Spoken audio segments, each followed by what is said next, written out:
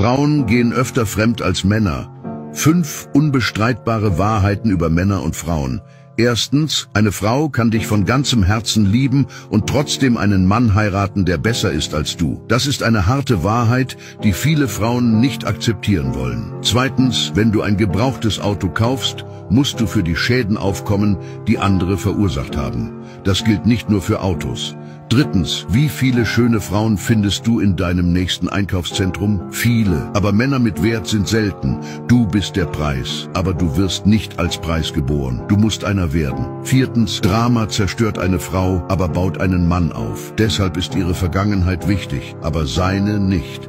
Es liegt nicht an ihm, sondern an der Natur. Fünftens, Männer kommen zurück, weil sie die schöne Zeit mit einer Frau wirklich vermissen. Frauen kommen zurück, weil sie es nicht geschafft haben, den Mann zu ersetzen. Wenn du zustimmst, kommentiere mit Wahrheit.